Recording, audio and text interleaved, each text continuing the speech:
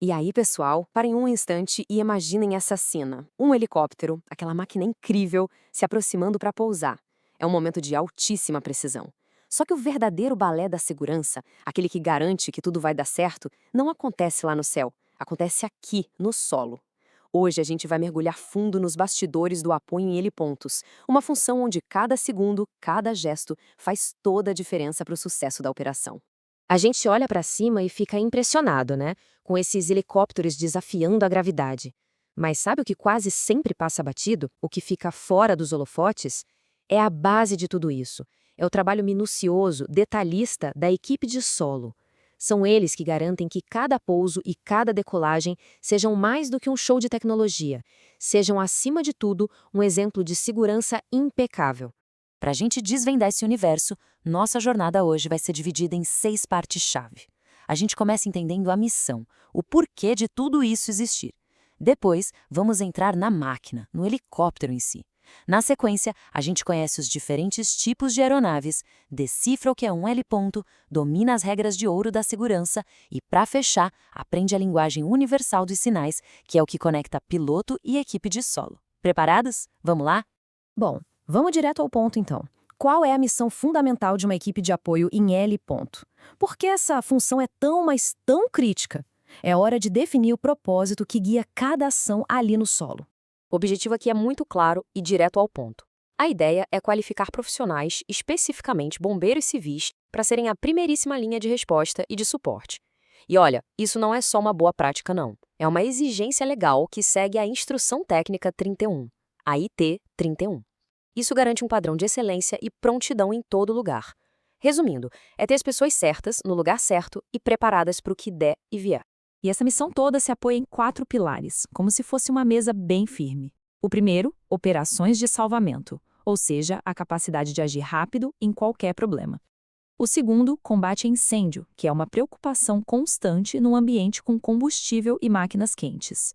O terceiro é o apoio aos passageiros, garantindo a segurança deles do primeiro ao último passo. E por último, mas não menos importante, a participação ativa nas operações de pouso e decolagem, funcionando como os olhos e as mãos do piloto ali no solo. Beleza, já entendemos a missão em terra. Agora, que tal a gente olhar para cima, para a máquina que é a estrela do show? Para dar um bom apoio, é fundamental entender, de verdade, como um helicóptero consegue voar. Essa é a pergunta de US$ 1 milhão, não é mesmo?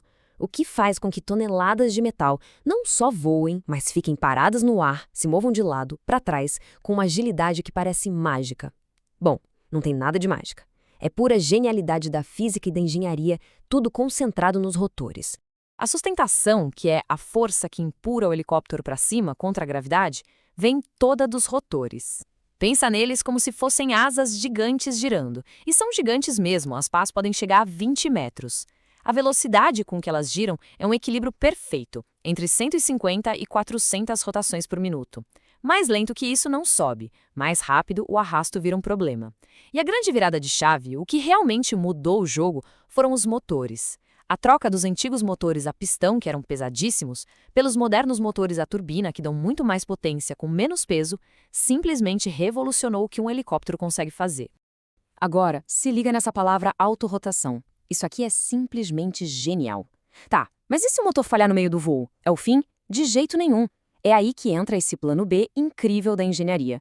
O mecanismo chamado roda livre basicamente desconecta o motor dos rotores. O helicóptero começa a descer e o ar que sobe passando pela paz as mantém girando, igual um catavento. Esse giro gera sustentação suficiente para o piloto conseguir planar e fazer um pouso de emergência de forma controlada e segura. É, literalmente, um salva-vidas embutido na máquina. Mas é aquilo, né? Não existe um helicóptero. Existe uma verdadeira família deles, com designs que mudam bastante. E a equipe de solo precisa conhecer essas diferenças. O jeito principal de classificar todos eles é olhando para a configuração dos rotores. Vamos conhecer essa família. Olha só, basicamente temos 3 tipos principais. O convencional é o clássico, o que a gente mais vê por aí. Um rotor grandão em cima para subir e um pequenininho na cauda para impedir que a cabine fique girando sem parar. É o design mais simples. Depois, temos os rotores em tandem, tipo o famoso Chinook. São 2 rotores grandes, um na frente e um atrás, girando em sentidos opostos. Isso anula a necessidade do rotor de cauda. Eles são monstros para levantar peso, mas a mecânica deles é super complexa. Por fim, os rotores coaxiais. 2 rotores principais, um em cima do outro, no mesmo eixo. São muito eficientes, mas também são bem complexos e caros de manter. Ok, já entendemos a máquina. Agora vamos descer de novo e olhar para o palco onde tudo acontece, o L ponto. Acredite, os nomes e as marcações não são por acaso. São padronizados e absolutamente essenciais para a segurança. Então, aqui tem uma diferença que pega muita gente. L ponto e L porto. Não é a mesma coisa. Pensa assim, o L ponto é só a área demarcada para pouso e decolagem, o ponto de ônibus. Já o heliporto é a estrutura completa, a rodoviária, com hangar, posto de abastecimento, tudo. O jeito fácil de lembrar é, todo heliporto tem um heliponto dentro, mas nem todo heliporto é um heliporto. E aquela letra H pintada no chão, ela não tá ali por acaso, e o tamanho dela não é aleatório. Ela segue regras globais super rígidas da Organização da Aviação Civil Internacional, a ICAO. O H tem que ser branco, com tinta refletiva, ter exatos 90 centímetros de altura e 30 de espaçamento. E por que tudo isso? Simples, segurança universal. Essa padronização garante que um piloto, de qualquer lugar do mundo, voando em qualquer país, vai bater o olho e reconhecer na hora a área de pouso, operando com total confiança. Agora a gente chega num ponto que, sinceramente, é o mais importante de todos. Em um ambiente com combustível, rotores girando a altíssima velocidade e manobras de precisão, não existe margem para erro. Estas são as regras de ouro. A segurança está nos detalhes. A regra de proibido fumar não é por aqui. É num raio exato de 15 metros e os avisos têm que estar bem visíveis. Outro ponto vital é a energia. Se a luz acabar, toda a iluminação de emergência do heliponto tem que aguentar no mínimo 120 minutos ligada. 2 horas. Esse tempo não é um chute. Ele é calculado para ser suficiente para terminar uma operação em andamento, esperar por ajuda ou gerenciar uma emergência mais complicada, mesmo na escuridão total. E, finalmente, chegamos à parte, digamos, mais visual do trabalho de apoio: a comunicação. Pensa no barulho ensurdecedor de um helicóptero. Palavras não servem para nada ali. A conversa entre a equipe de solo e o piloto acontece através de uma linguagem silenciosa, precisa e universal de sinais. A gente começa com o comando mais básico de todos: pairar. É o ponto de partida para quase tudo. O sinal é super claro, estático, não tem como errar. Braços esticados na horizontal. Para o piloto, isso significa: pare, mantenha exatamente essa posição e essa altitude. Aguarde meu próximo comando.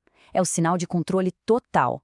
Para dar o comando de subir, a gente parte da mesma posição, mas agora com um movimento. Com as palmas viradas para cima, o sinaleiro literalmente empurra o helicóptero para o céu. E a genialidade está no detalhe. A velocidade do movimento dos braços diz qual a taxa de subida que o piloto deve usar. O movimento lento significa uma subida suave, o movimento rápido autoriza uma subida mais forte. É uma comunicação muito fluida. O comando para descer é o espelho exato do de subir, e essa lógica ajuda muito no reconhecimento rápido.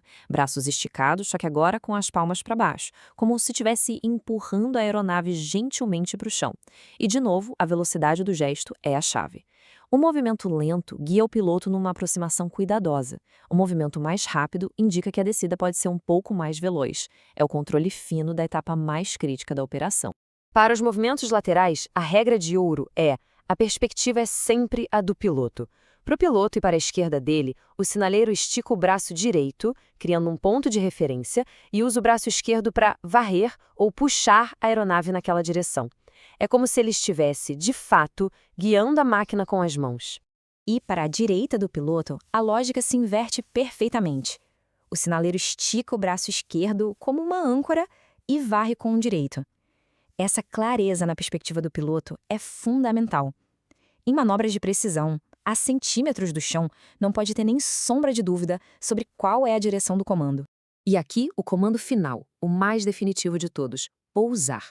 Os braços se cruzam na frente do corpo, com as balizas apontando firmemente para o chão. Não existe a menor chance de confundir esse sinal.